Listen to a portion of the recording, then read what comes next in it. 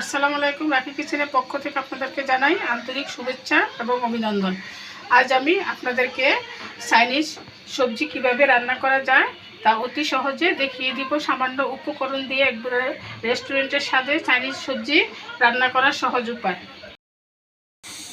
প্রথমে সিম, আলু, গাজর নিয়েছি। এখানে আমি ক্যাপসিকাম কেটে রেখেছি। আমি আজকে আপনাদেরকে চাইনিজ সবজি করে দেখাবো। এই জন্য এখানে আমি মুরগির যে বুকের মাংসটা আছে এটাকে আমি এরকম পাতলা করে কেটে নিয়েছি। এখানে আমি আদা বাটা সামান্য 4 চামচে 1 চামচ, 1 চামচ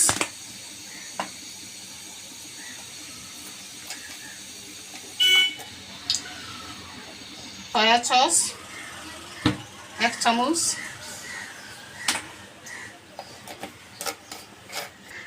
সামান্য টেস্টিং সল্ট সামান্য পরিমাণে,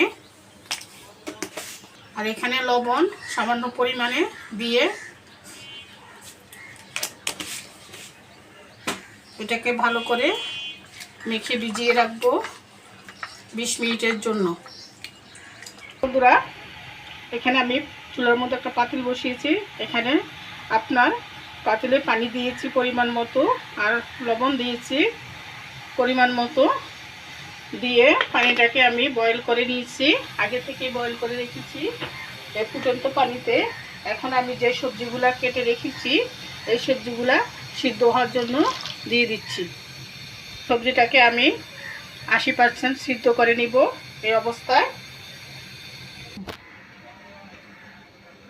এখন বন্ধুরা, আমি সবজিটা বয়েল করে নিয়েছি।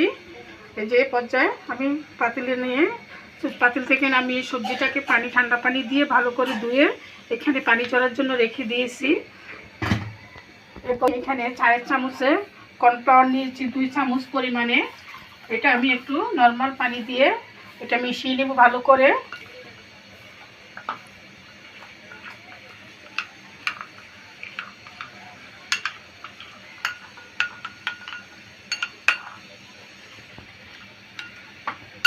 আমি ভালো করে মিশিয়ে নিয়েছি। আর এখানে আমি মুরগির বুকের হাড় ছাড়া মাংসটা নিয়েছি প্রায় 200 গ্রামের মতো। এটাকে আমি আগে আপনাদেরকে দেখিয়ে দিয়েছি ভিনেগার দিয়ে, সয়া সস দিয়ে এবং আপনার একটু রসুন বাটা, একটু আটা বাটা, স্বাদ মতো লবণ দিয়ে এটা ভিজিয়ে মেখে রেখেছি। এই পর্যায়ে আমি এখানে পাইপ্যানে পরিমাণ মতো তেল দিয়ে দিচ্ছি। রান্না করার রেগুলার সয়াবিন তেলটা দিয়েছি আমি। এখানে আমি তেলের মধ্যে এখানে আদা দিয়ে দিচ্ছি। আদাটাকে আমি তেলের মধ্যে নেড়ে যখন একটু আদার সেন্ট আসবে তখনই আমি আদাটা তুলে ফেলে দিব। এটা আমি রাখবো না। এইখানে আমি সবজি নিয়েছি মোট 6 জন মানুষের পরিমাণে এই সবজিতে একটুকু জিনিস করা লাগবে। এটাই আমি আপনাদেরকে ভালো করে দেখিয়ে দিব। দেখেন বন্ধুরা, আদাটা থেকে আমার সেন্ট বেরিয়ে গেছে। এই পর্যায়ে আমি আদাটা তুলে ফালিয়ে দিব। চাকরির সাহায্যে এভাবে তুলে ফেলে দিচ্ছি। এই পর্যায়ে আমি এখানে মাংসটা ম্যারিনেট করে রেখেছিলাম এই মাংসটা দিয়ে দিচ্ছি। আর এর সাথে দিয়ে দিব পেঁয়াজ। এখানে আমি মিডিয়াম সাইজের 3টা পেঁয়াজ নিয়েছি। পেঁয়াজটা দিয়ে দিচ্ছি। দিয়ে এখানে আমি তেলের মধ্যে একটু নাড়াচাড়া করে নিব। বন্ধুরা, এখানে আমি আগে থেকে যে কর্নফ্লাওয়ারটা গুলে রেখেছি কর্নফ্লাওয়ারটা এর সাথে দিয়ে দিচ্ছি।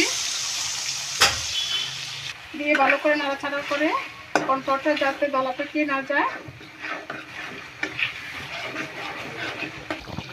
দেখেন বন্ধুরা, আমি কর্নফ্লাওয়ার দেওয়ার পরে এখানে 3টা কাঁচামরিচ হালকা করে দিয়েছি।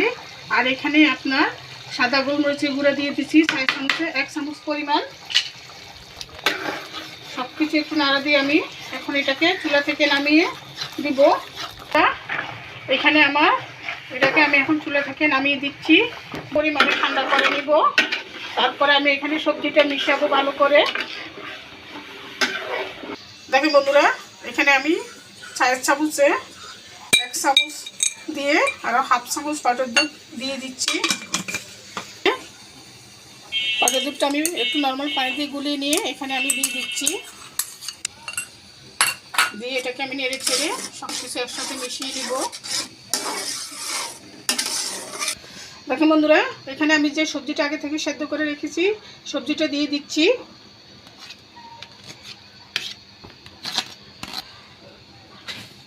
দেখুন বন্ধুরা, আমার সবজিটা চাইনিজ সবজিটা রান্না একেবারে হয়ে গেছে। এখানে আমি দেখুন বন্ধুরা, আমার চাইনিজ সবজিটা দেখতে কতটা সুন্দর এবং আকর্ষণীয় হয়েছে, একেবারে রেস্টুরেন্টের মতো।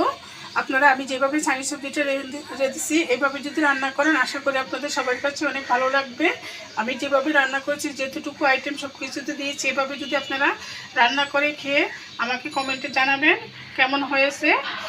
এখানে আমার চ্যানেলটাকে অবশ্যই সাবস্ক্রাইব করবেন, আমার চ্যানেলটাকে লাইক শেয়ার কমেন্ট করবেন, অবশ্যই সাবস্ক্রাইব করবেন। এই বলে বিদায় নিলাম।